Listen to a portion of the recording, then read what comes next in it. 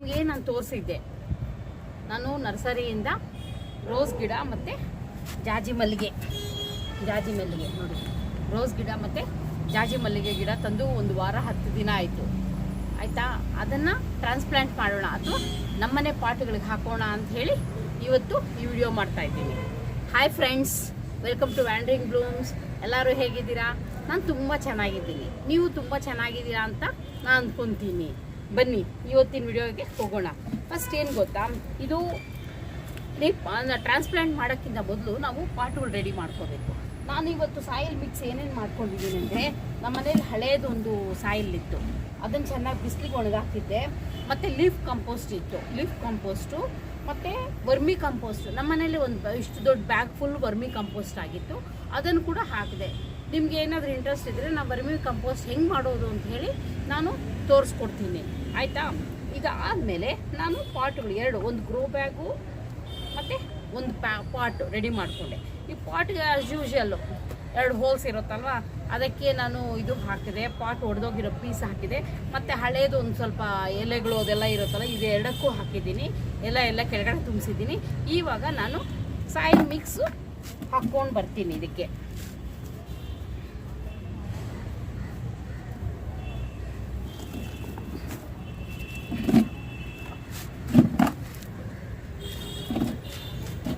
Soil mix ಹಾಕ್ತೀನಿ.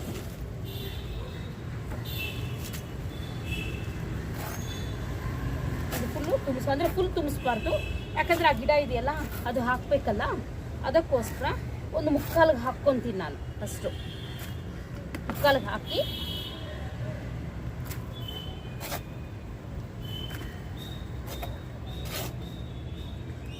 ನಾವು ಯಾವುದೇ ಗಿಡಗಳು ನರ್ಸರಿಯಿಂದ ತಂದಾಗ ಇಮಿಡಿಯೇಟಾಗಿ ನಾವು ಟ್ರಾನ್ಸ್ಪ್ಲಾಂಟ್ ಮಾಡಬಾರ್ದು ಅಥವಾ ನಾವು ಪಾಟ್ಗಳಿಗೆ ಹಾಕಬಾರ್ದು. ಯಾಕಂದರೆ ಅಲ್ಲಿ ಬೆಳೆದಿರೋ ಅದು ಗಿಡಗಳು ಬೆಳೆದಿರೋ ವಾತಾವರಣನೇ ಬೇರೆ ಇರುತ್ತೆ, ನಮ್ಮನೆ ವಾತಾವರಣನೇ ಬೇರೆ ಇರುತ್ತಲ್ವ. ಅದು ಸ್ವಲ್ಪ ಹೊಂದ್ಕೋಬೇಕು, ನಮ್ಮನೆ ವಾತಾವರಣಕ್ಕೆ ಆ ಗಿಡ ಹೊಂದ್ಕೋಬೇಕು. ಅದಕ್ಕೋಸ್ಕರ ಒಂದು 2-3 ದಿನ ಅಥವಾ ಒಂದು 4-5 ದಿನ ಆದಮೇಲೆ ಟ್ರಾನ್ಸ್ಪ್ಲಾಂಟ್ ಮಾಡಬೇಕು, ಬೇರೆ ಪಾಟ್ಗೆ ಹಾಕಬೇಕು. ನಾನು ತುಂಬ ಲೂಸಾಗಿರೋವಂಥ ಸಾಯಿಲ್ ಹಾಕ್ತಾಯಿದ್ದೀನಿ. ಇದು ಲೀಫ್ ಕಂಪೋಸ್ಟು ಮತ್ತು ವರ್ಮಿ ಕಂಪೋಸ್ಟು ಮತ್ತು ನೀಮ್ ಕೇಕ್ ಸ್ವಲ್ಪ ಹಾಕಿದ್ದೀನಿ. ಯಾಕೆಂದರೆ ನೀಮ್ ಕೇಕು ಇವಾಗ ವಿಂಟರ್ ಅಲ್ವಾ, ಫಂಗಸ್ ಬರೋ ಚಾನ್ಸಸ್ ತುಂಬ ಇರುತ್ತೆ, ಅದಕ್ಕೆ ಸ್ವಲ್ಪ ಜಾಸ್ತಿ ನೀಮ್ ಕೇಕು ಹಾಕಿದ್ದೀನಿ. ಇದಕ್ಕೆ ಹಾಕಿಸಿ ಸಾಯಿಲ್ ಮಿಕ್ಸ್ ಎಲ್ಲ ರೆಡಿ ಮಾಡಿ ಇಟ್ಕೊಂಡಿದ್ದೆ ನೋಡಿ. ಇವಾಗ ಈ ಪಾಟ್ಗೆ ಹಾಕ್ತಾಯಿದ್ದೀನಿ. ಹಾಂ, ಈ ಪಾಟ್ಗೆ ಇಷ್ಟು ಸಾಕು. ನಾನೇನು ಮಾಡ್ತೀನಿ, ಇದಕ್ಕೆ ಜಾಜಿ ಮಲ್ಲಿಗೆ ಹಾಕ್ತೀನಿ. ಜಾಜಿ ಮಲ್ಲಿಗೆ ಒಂದು ಸ್ವಲ್ಪ ಹಾಕ್ಬೋದು.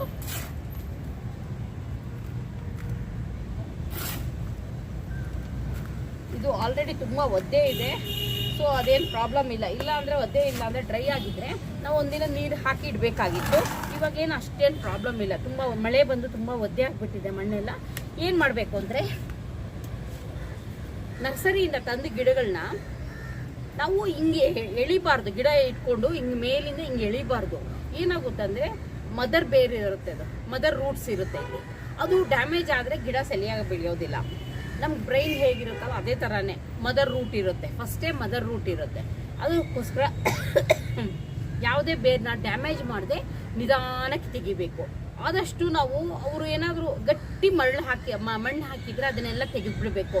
ನೋಡಿದ್ರೆ ಇದು ಚೆನ್ನಾಗೇ ಇದೆ. ನಾವು ತೆಗಿಯೋಕ್ಕಿಂತ ಮೊದಲು ಏನು ಮಾಡಬೇಕು ಅಂದರೆ, ಅದನ್ನೆಲ್ಲ ಲೂಸ್ ಮಾಡ್ಕೋಬೇಕು ಚೆನ್ನಾಗಿ. ನಾನು ನೀರು ಹಾಕಿಟ್ಟಿದ್ದೆ, ಬೆಳಗ್ಗೆನೇ ನೀರು ಹಾಕಿಟ್ಟಿದ್ದೆ.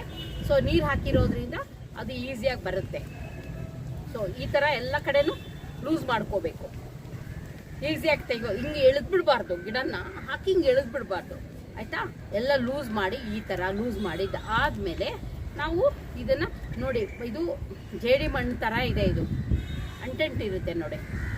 ಈ ಥರ ಮಣ್ಣಲ್ಲಿ ಬೇರುಗಳು ಈಸಿಯಾಗಿ ಹೋಗೋದಿಲ್ಲ ಆಯಿತಾ. ಯಾವಾಗಲೂ ಲೂಸಾಗಿರಬೇಕು ಸಾಯಿಲ್. ಲೂಸಾಗಿ ಸಾಯಿಲ್ ಇದ್ದರೆ ಬೇರುಗಳು ಈಸಿಯಾಗಿ ಬೆಳೆಯುತ್ತೆ. ಸೊ ನಾನು ಈ ಕೆಳಗಡೆ ಮಣ್ಣೆಲ್ಲ ತೆಗೆದುಬಿಡ್ತೀನಿ.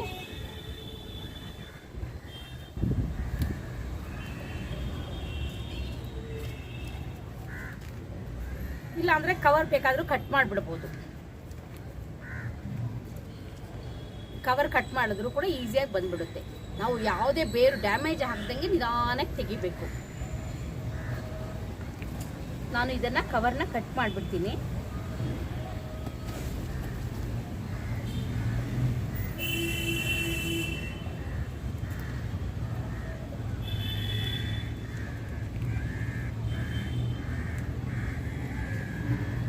ನೋಡಿ ಮಣ್ಣು ಯಾವ ಥರ ಇದೆ, ಜೇಡಿ ಮಣ್ಣು ಥರ ಇದೆಯಲ್ವಾ, ಈ ಥರ ಮಣ್ಣಲ್ಲಿ ಗಿಡಗಳು ಸರಿಯಾಗಿ ಬೆಳೆಯೋದಿಲ್ಲ, ತುಂಬ ಲೂಸ್ ಆಗಿರಬೇಕು. ಸೊ ಇದನ್ನೆಲ್ಲ ಮಣ್ಣು ತೆಗೆದುಬಿಡ್ತೀನಿ. ನಮ್ಮ ಬೇರೆಲ್ಲ ನೋಡಿ, ಮೇಲ್ಗಡೆ ಬೇರನ್ನ ಡ್ಯಾಮೇಜ್ ಮಾಡಬಾರ್ದು, ಯಾವುದೇ ಬೇರನ್ನ ಡ್ಯಾಮೇಜ್ ಮಾಡಿದೆ ಕೆಳಗಡೆ ಮಣ್ಣೆಲ್ಲ ತೆಗೆದುಬಿಡ್ತೀನಿ. ಬೇರೆಲ್ಲ ಈಸಿಯಾಗಿ ಬೆಳ್ಕೊಳ್ಳೋ ಥರ ಮಾಡ್ತೀನಿ. ನೋಡಿ ಎಲ್ಲ ಬೇರು ಬಂತು, ಮೇಲ್ಗಡೆದು ಮಾತ್ರ ಡ್ಯಾಮೇಜ್ ಮಾಡಬಾರ್ದು, ತೆಗಿಲೇಬಾರ್ದು. ಮೇಲ್ಗಡೆ ಇರುತ್ತಲ್ಲ ಸ್ವಲ್ಪ, ಅದು ಮದರ್ ರೂಟ್ ಇರುತ್ತೆ ಅಥವಾ ರೂಟ್ ಬಲ್ಬ್ ಥರ ಇರುತ್ತೆ ಅಲ್ಲಿ.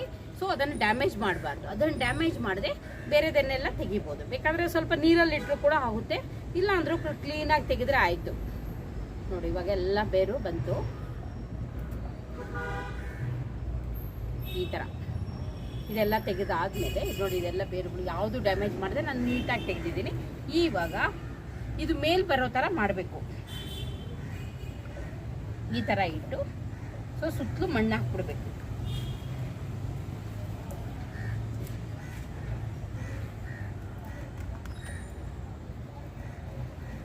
ಈ ಥರ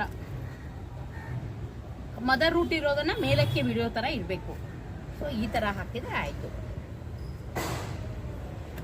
ಇದನ್ನು ಏನು ಮಾಡಬೇಕು ಅಂದರೆ, ಆಯಿತು ಇನ್ನೊಂದು ರೆಡಿ ಮಾಡಿಕೊಂಡು ಹೇಳ್ತೀನಿ.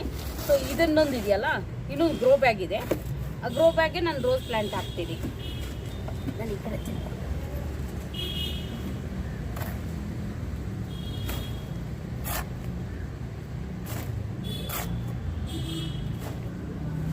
ನಮ್ಮನೇಲಿ ವರ್ಮಿ ಕಾಂಪೋಸ್ಟ್ ತುಂಬ ಬಂದಿತ್ತು ಸಲ, ಸೊ ಅದನ್ನೆಲ್ಲ ಹಾಕ್ಬಿಟ್ಟಿದ್ದೀನಿ ನಾನು.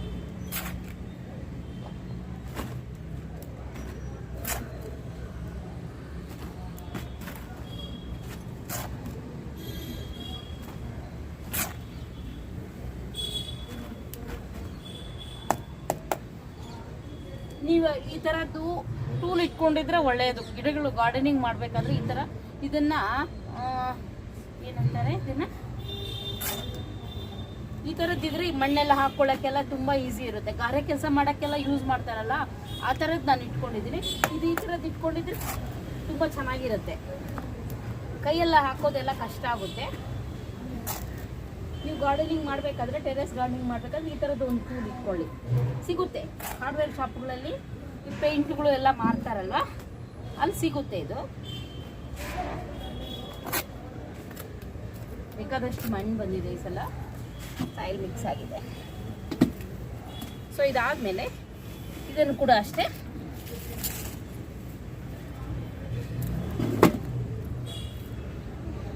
ನಿಧಾನಕ್ಕೆ, ತುಂಬ ಗಟ್ಟಿಗಿದೆ ಇದು, ತುಂಬ ಗಟ್ಟಿಗಿದೆ ಇದು, ಆಯಿತಾ.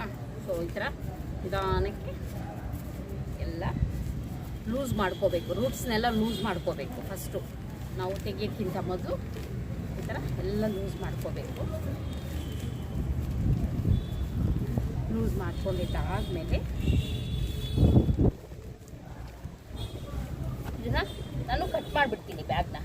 ಯಾಕಂದರೆ ಹಾಗೆ ತೆಗೆದು ಹೋದರೆ ಅದಕ್ಕೆ ತುಂಬ ಟೆನ್ಷನ್ ಕೊಡ್ತೀವಿ ಟೇಸ್ಟ್, ಅದಕ್ಕೋಸ್ಕರ ಹಾಗೆ ತೆಗೆದುಬಿಡ್ತೀನಿ.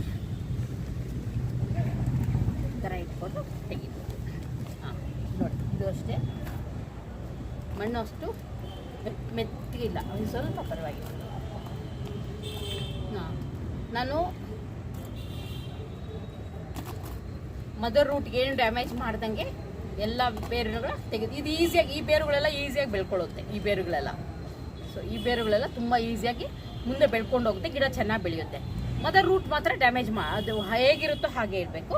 ಸೊ ಇದನ್ನು ಹೀಗಿಟ್ಬಿಟ್ಟು ಇದ್ರ ಸುತ್ತಲೂ ನಾನು ಇವಾಗ ಮಣ್ಣು ಹಾಕ್ತೀನಿ. ಈ ಮಣ್ಣು ಯೂಸ್ ಮಾಡಲ್ಲ, ಬೇರೆ ಮಣ್ಣು ಹಾಕ್ತೀನಿ.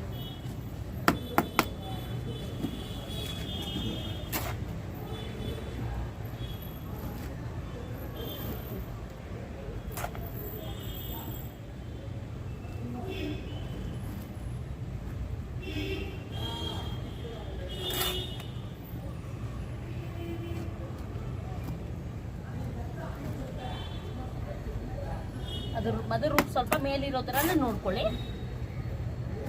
ಬೇರೆ ಕಡೆ ಎಲ್ಲ ಮಣ್ಣು ಹಾಕಿ ಈ ಥರ. ಇದಾದಮೇಲೆ ಒಂದು ಸ್ವಲ್ಪ ನೀರು ಹಾಕಿ ಬಿಟ್ಬಿಡಿ.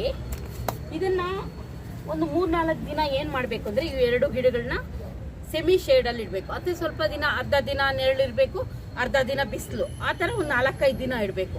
ಅದಾದಮೇಲೆ ನಾರ್ಮಲ್ ಬಿಸಿಲು, ಚೆನ್ನಾಗಿ ಬಿಸಿಲು ಬರೋ ಕಡೆ ಇಡ್ಬೋದು. ಸೊ ಇದೇ ಥರ ನೀವು ನರ್ಸರಿಯಿಂದ ತಂದ ತಕ್ಷಣ ಇಮಿಡಿಯೇಟಾಗಿ ಪಾಟ್ಗೆ ಹಾಕದೆ ಒಂದು 2-3 ದಿನ ಆದಮೇಲೆ ನಮ್ಮ ವಾತಾವರಣಕ್ಕೆ ಸೆಟ್ ಆದಮೇಲೆ ಅದನ್ನು ನಿಧಾನಕ್ಕೆ ಆ ಗ್ರೋ ಬ್ಯಾಗ್, ಇದು ಬ್ಯಾಗ್ಗಳಿರುತ್ತಲ್ವ, ಅದರಿಂದ ನಿಧಾನಕ್ಕೆ ತೆಗೆದು ಪಾಟ್ಗಳಲ್ಲಿ ಹಾಕಿ ಒಂದು 2-3 ದಿನ ಮತ್ತೆ ಸೆಮಿ ಶೇಡಲ್ಲಿಟ್ಟು ಮತ್ತು ನಾರ್ಮಲ್ ಬಿಸಿಲಲ್ಲಿಟ್ಟು ನಾರ್ಮಲಾಗಿ ಬೇರೆ ಗಿಡಗಳಿಗೆ ಹೇಗೆ ನೀರು ಹಾಕ್ತಾ ಇರ್ತೀರಾ, ಹೇಗೆ ಗೊಬ್ಬರ ಎಲ್ಲ ಹಾಕ್ತಿರೋ ಹಾಗೆ ಮಾಡ್ತಾ ಬಂದರೆ ನಿಮ್ಮ ಗಿಡಗಳು ತುಂಬ ಚೆನ್ನಾಗಿ ಬೆಳ್ಕೊಂಬರುತ್ತೆ. ನಾನು ಇದು ಹೇಗೆ ಬೆಳೀತು ಅಂತ ಹೇಳಿ ಇನ್ನೊಂದು ಸ್ವಲ್ಪ ದಿನ ಆದಮೇಲೆ ನಿಮಗೆ ಅಪ್ಡೇಟ್ ಮಾಡ್ತೀನಿ. ನಿಮಗೆ ಈ ವಿಡಿಯೋ ಏನನ್ನಿಸ್ತು ಅಂತ ಹೇಳಿ, ಇಷ್ಟ ಆಯಿತಾ, ಇಷ್ಟ ಆಗಿದೆಯೋ ಇಲ್ವೋ ಯಾವುದಕ್ಕೂ ಕಮೆಂಟ್ ಮಾಡಿ. ಲೈಕ್ ಆಗಿದ್ರೆ ಲೈಕ್ ಮಾಡಿ, ಸಬ್ಸ್ಕ್ರೈಬ್ ಮಾಡಲಿಲ್ಲ ಅಂದರೆ ಪ್ಲೀಸ್ ಸಬ್ಸ್ಕ್ರೈಬ್ ಮಾಡಿ. Okay, bye friends.